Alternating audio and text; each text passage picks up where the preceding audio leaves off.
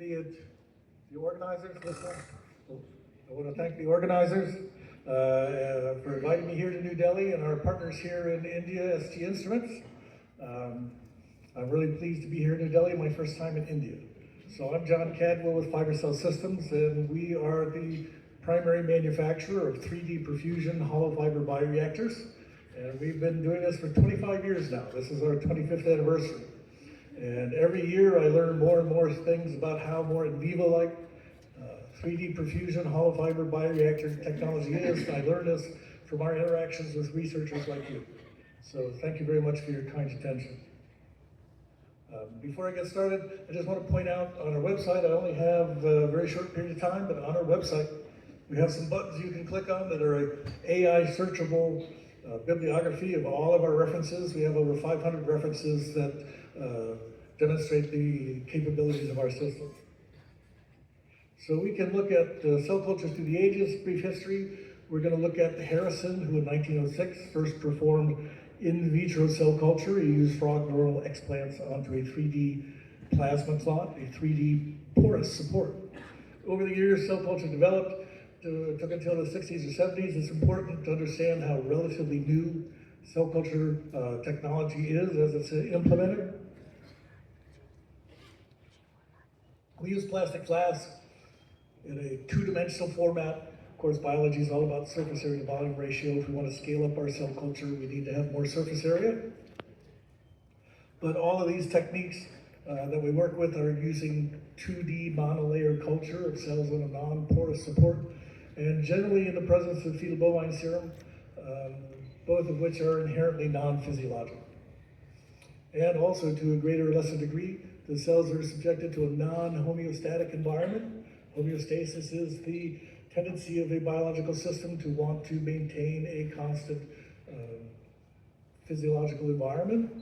We can look at cell culture and we seed the cells into a flask and we have lag phase, which is why cells are binding to plastic, they're secreting cytokines that they're going to condition the media. Then we have the optimum cell culture conditions for protein production, cell physiology. Right here, we define this in this graph as by monoclonal antibody production, but we can use any physiological metric to look at cell activity. And just when things are getting good, it's time to digest, split the cells, destroy the cell surface markers, and seed the cells and start this process all over again. So it'd be really nice if we had a way that more closely approximated how cells grow in vivo, how they grow in 3 dimensions, and this is what we're doing with hollow fiber. Hollow fiber bioreactors are based on the principle that each one of these little fibers here is like a filter, shaped like a drinking straw, 200 microns in diameter. Just gonna say, I look around the room, black hair, 200 microns. Blonde hair, smaller diameter. But this gives you an idea. The diameter of our fibers, 200 microns. Wall thickness, 10 microns. We define this filter as a molecular weight cutoff anywhere between 5,000 Daltons, 20,000 Daltons, all the way up to 0.3 microns. So just keep in mind that Dalton is the mass of the hydrogen atom. The average mass of amino acid is 130 or so. So we have an IgG, 144,000 Daltons, 144 kD. It will not cross the fiber. In these talks, I like to also just mention them, keep in mind the relative size of an EV versus antibodies. Antibodies are going to be 6 to 8 nanometers in size. EV is going to run 60 to 120, 130 nanometers, depending on who you talk to. So in my world, EVs are huge, and they will not cross the fiber in either direction. So media recirculates through the insides of the fiber, cells grow on the outside of the fiber, nutrients, waste products, free to diffuse across the fiber just like they do in vivo.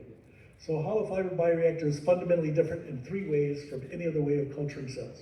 First off, the extremely high surface area to volume ratio permits high density cell culture. This is the only method in which you can grow cells at in vivo-like cell densities, 1 to 2 times 10 to the 8 cells per mil. Our larger cartridge has 1.2 square meters of surface area at a volume of 60 mils. We have 200 square centimeters per milliliter volume. Imagine a film 50 microns thick.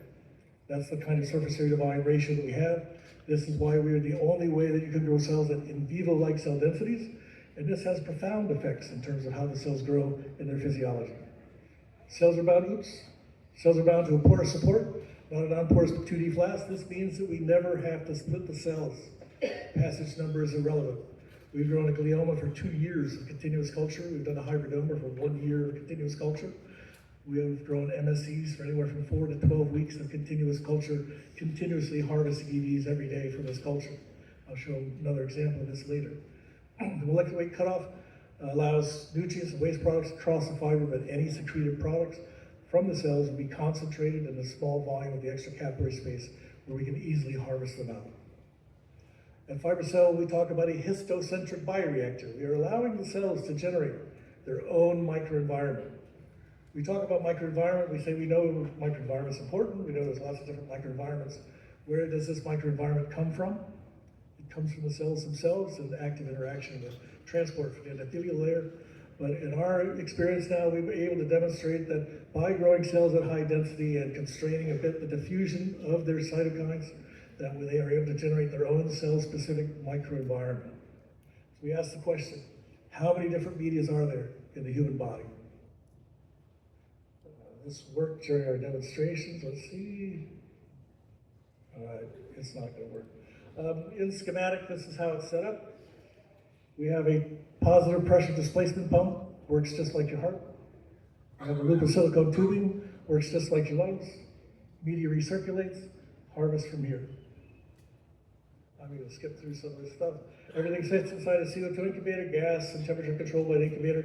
Thin cord for power, just a refresher on how many plastic flasks we use to generate 10 to the 9 cells. This is what we use in our C2011 cartridge.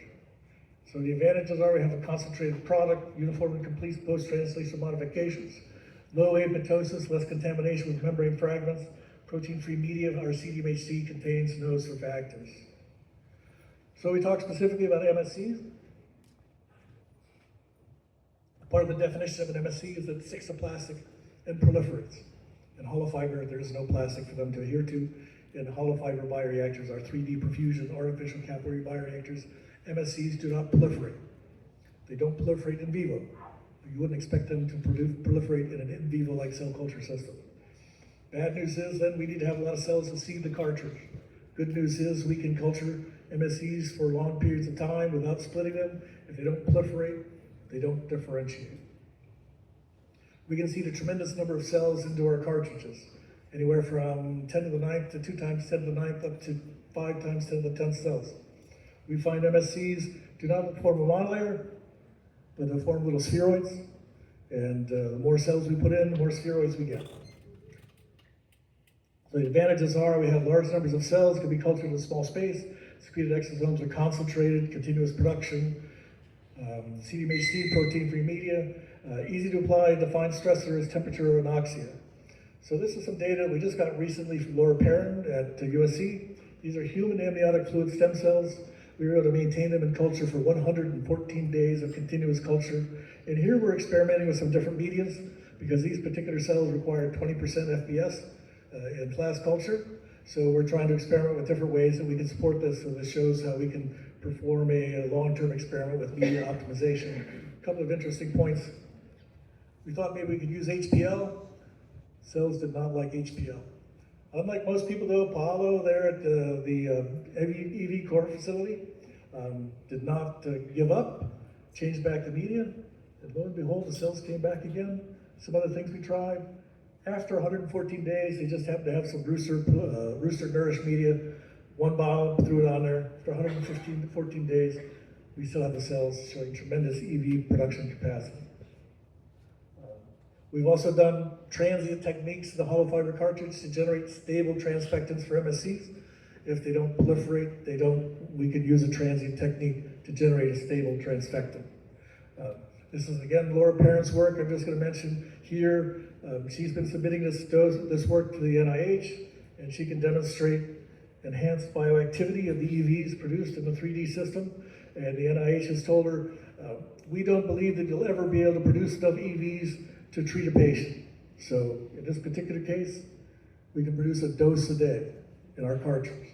Scale up to our bigger cartridge, we can do 10 doses a day, 3,000 doses a month. So we can go from impossible to 3,000 doses a month. We can scale up a lot of cartridges easily. This is Jeff Franklin at Vanderbilt University. This is 1 week harvest from Diffie cells, 100 mils pellet. So he's never seen his EVs before, so here we can show you what you've never seen before. So in summary, hollow fiber bioreactors are a method of choice for the culture of 10 to the 9th to 10 to the 11th cells. We can produce gram quantities of EVs, grams of EVs. Concentration is 100 times higher than conventional methods. Most in vivo method for culturing cells over long periods of time can result in enhanced bioactivity. Suitable for cGMP production. Permits the use of FBS without endogenous EV contamination. Just a little note, if you ever see the International Space Station, Space Shuttle, we are the suppliers for hollow fiber bioreactors to NASA. So we just like to point out that 3D perfusion, hollow fiber, artificial capillary bioreactors are in fact the most evolved way to culture cells, the most in vivo-like way to culture cells. So thanks for your time.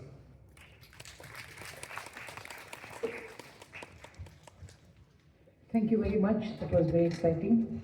So I'll be here through until tomorrow. Questions, you can come to our meeting.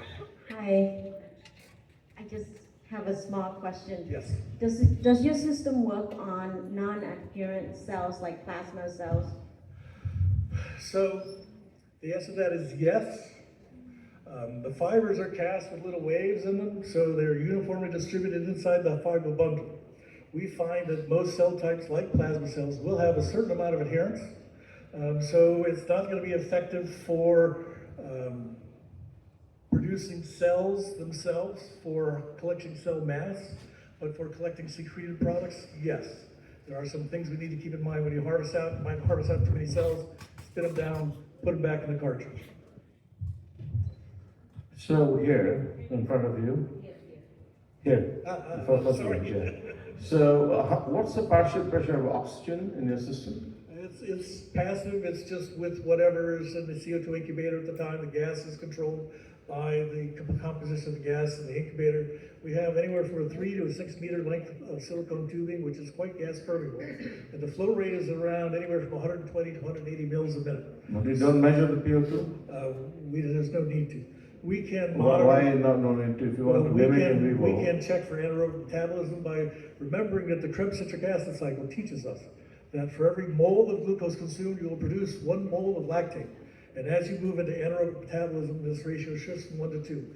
And over 25 years, we've looked at this very carefully and can identify the stages where we'll start seeing anaerobic metabolism. Yeah. Are there any questions? Yeah. Question like, did your system work for, This one, he's already started that. Let him complete. How do you avoid these aerosols in this hollow fiber bioreactor? I'm sorry. Aerosols, air bubbles. Aerosol. Air bubbles, aerosols. My hearing's not real good up here. Aerosols. Aerosol. Air bubbles. Air bubbles. Air bubbles. Air bubbles. No. The cartridge is tilted up slightly. Air bubbles just pass right through. Okay. It's Yeah, a I non-issue. think, yeah. Do the system work? Do the system work for plant exosome also, like other than animal? Any mammalian cell. No, not the plant exosomes. Well, plants is difficult to get light in there. We've actually collaborated with a guy in Hong Kong who is growing coral and set up a special incubator with lots of bright lights and stuff. But for the most part, plant cells, I'm not quite sure what the purpose would be. Okay, I think you can Ma'am, one continue. more question. Ma'am, last question. Okay. Sir, how can the potential contamination from cell debris be minimized if you are culturing for long days? Cell debris. How do you Cell overcome the debris problem of cell debris when you culture them for so long? Okay.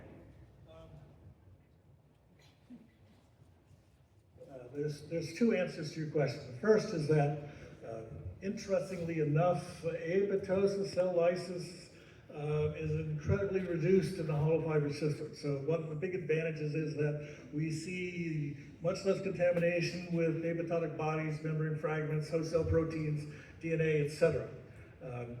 We see lots of dead cells, but they don't lyse. The harvesting protocol, we're going to harvest every day. And when we harvest, we preferentially pull out the dead cells because they're no longer inherent. So we have found that A, the presence of the non-viable cells is not an issue, and B, we preferentially reduce their number every day when we harvest. Because the whole trick to hollow fiber is if you have a proliferative cell, you need to pull out half the cell mass every day.